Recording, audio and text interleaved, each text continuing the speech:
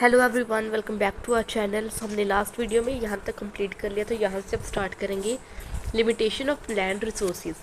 As per the reports of geological survey of India, 43% of total India's land surface is covered by plains, 28 by plateaus, and less than 30% comprise mountain and hills.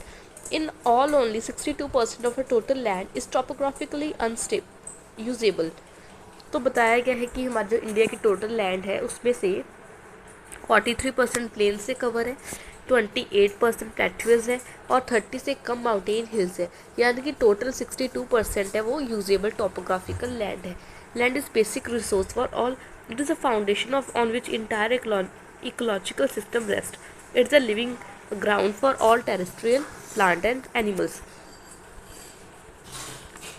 It seems to be limitless resource. ये मतलब देखने में लगता है कि limitless है, कभी ख़त्म ही नहीं होता। But land is under great pressure due to increase in population. लेकिन लैंड बहुत ग्रेट प्रेशर में है क्योंकि पॉपुलेशन बहुत ज़्यादा इंक्रीज हो रही है।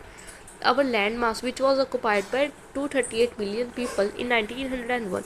1901 में जहाँ 238 मिलियन इस पे रह रहे थे, अब यहाँ पे मोर देन 1350, यानी कि यू कैन इमेजिन 1000 टाइम्स, मतलब ज़्यादा अब रह रहे हैं 1000 मिलियन टाइम्स।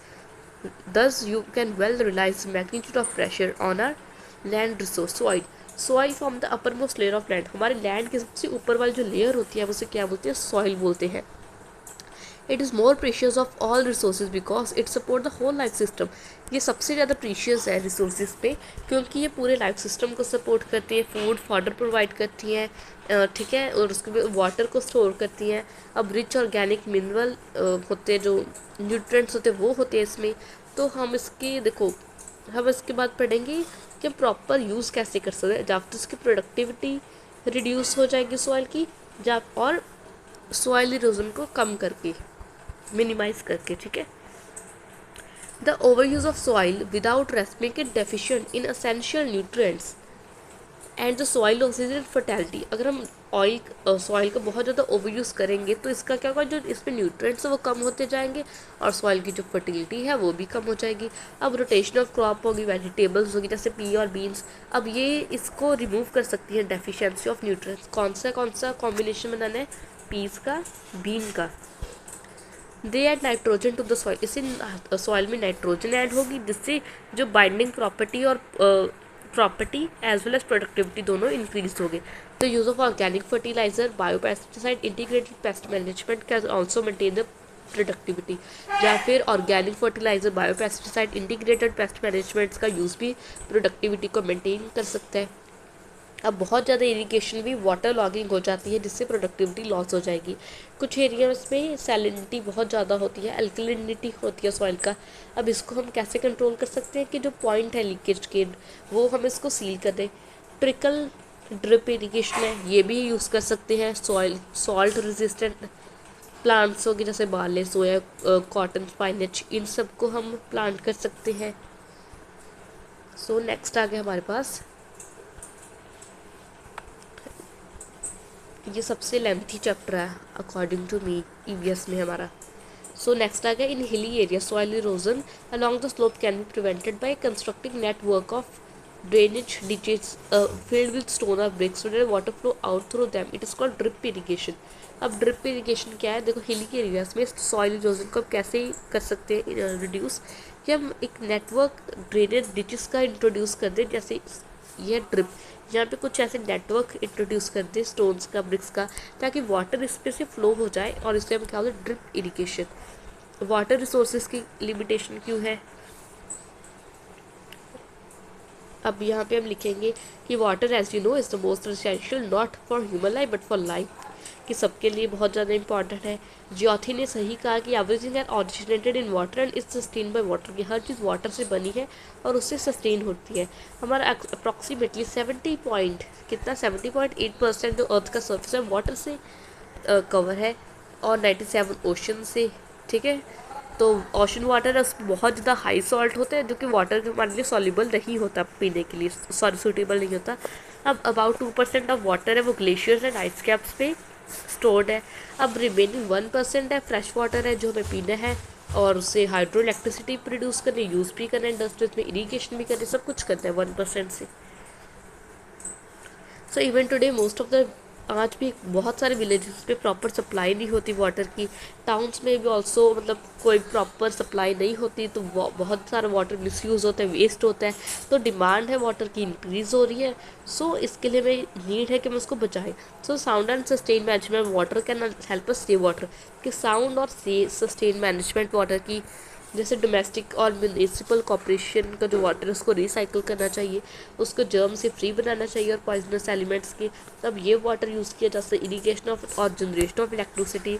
अब जो एल्गी हो गया जो वाटर में ग्रो करते हैं, तो इससे हमें मतलब क्या करना चाहिए, इसको भी वो क्लीन कर लेना चाहिए, जैसे फॉस्फेट्स हो गए, नाइट्रेट्स हो गए, इनका यूज़ करके। अब इसको हम मतलब बायोगैस के प्रोडक्शन में यूज़ कर सकते हैं। देन सो इसके बाद आ गया recharging of ground water is another aspect of water management, कि हमारा जो ग्राउंड वाटर का रिचार्ज है वो भी एक बहुत ज़्यादा इंपॉर्टेंट फैक्टर है रूरल और अर्बन एरियाज़ में। अब ये सारा वाटर है जो एक्विफायर और डीप पिट्स में स्टोर हो जाता है कई बार, तो excess flood water can be diverted to area where is scattering of water, जहाँ पे बहुत ज़्यादा वाटर है उसको वहाँ पे मतलब डाइवर्ट करना चाहिए, भेजना चाहिए वाटर को जहाँ पे कमी है वाटर की। देन आ गया लिमिटेशन ऑफ मिनरल रिसोर्सेज में कोल, आयरन, कॉपर, स्टील। अब जो मेजर पोर्शन है मिनरल्स का वो प्रोड्यूस होता है हमारी कंट्री में, एक्सपोर्ट किया जाता है बाकी कंट्रीज़ में ताकि हमें फॉरेन एक्सचेंज अर्न हो सके। हाउएवर कुछ मिनरल्स होते हैं, यूरानियम हो गया, डायमंड हो गया, नॉन फेरस अलॉयस हो गया, ये सब हम इंपोर्ट करते हैं हमारी कंट्री में।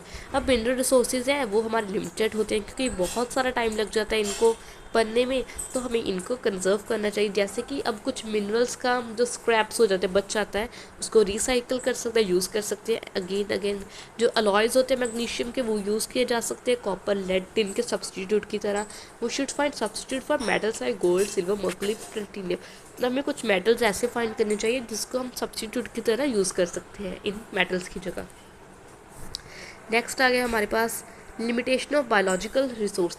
Our biological resources include forest and wild animals. Forests are our treasures. They provide us many commodities like fodder, fiber, fruit, fuel, wood, timber, herbal drug, cosmetic and many other raw material. हमारे जो biological resource हैं उनमें क्या होता है, forest होते हैं, wild animals होते हैं। अब ये हमारे खजाने की तरह होते हैं क्योंकि इनसे ये सब कुछ मिलता है। अब फॉरेस्ट होते हैं वो हमारे रिस्पॉन्सिबल होते हैं कि वो कार्बन डाइऑक्साइड को रिसाइकिल करें और ऑक्सीजन को। अब जो रेन फॉरेस्ट है वो वाटर की रिसाइकलिंग में हेल्प करते हैं। More than 75 of rain that fallen forest is return to atmosphere, जो plant transpiration and evaporation. More than 75 of the rain जो फॉरेस्ट में होती है वो रिटर्न हो जाती है back to atmosphere through plant transpiration and evaporation. Let us now have a look on the fate of our forest. The satellite photographs taken in 1982 showed that about 14% of our geographical area was covered by 14. यानी 1982 में जो light के according बताया गया था 14% है वो हमारा कवर है फॉरेस्ट एरिया, लेकिन अब बहुत ज़्यादा ये डिक्रीज़ हो रहा है बहुत ज़्यादा फास्ट। अब रेन फॉरेस्ट है फ्लो करते हैं नेक्ड माउंटेन्स, मतलब फ्लड हो जाते हैं। फ्लड है वो टॉप सॉइल को रिमूव कर देते हैं जिसकी वजह से फर्टिलिटी ऑफ सॉइल है वो डिक्रीज़ हो रही है। अ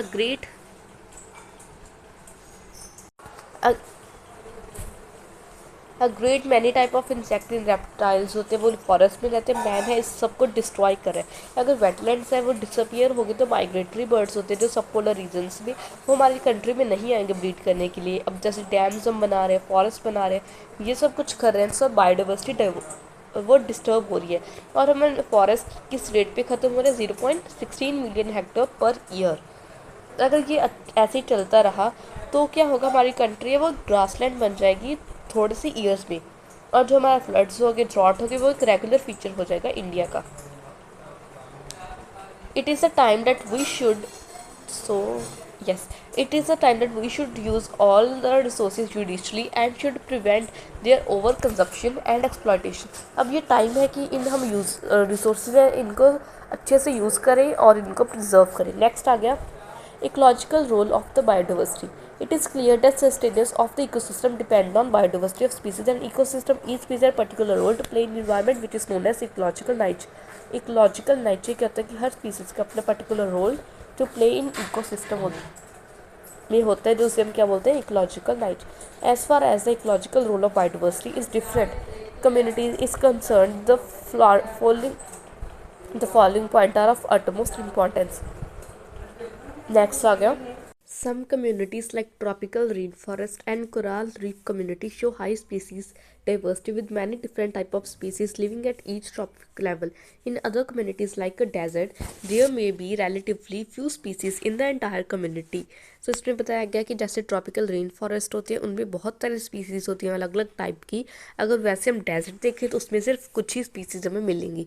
In communities of variable environment, the individuals of a species with different characteristics make it stable. For example, if in community all the plants of a species have similar water requirement, all of them will suffer from water shortage in any year having scarcity of rainfall. In such year, there may be fewer yields. On the other hand, if due to genetic variation, the different plants of a species require different water requirements, all of them will have to face the environmental stress each year, and there will be satisfactory yield every year. Thus, it can be concluded that variability within a species is essential for its long term.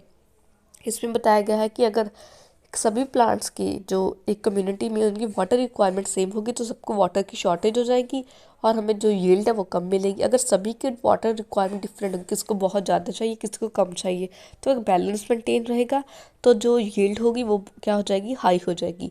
सो इसी के साथ हमारा ये chapter finish हो गया। So I hope you understood. So thank you so much for watching till here. Do not forget to like, share and subscribe for more such videos.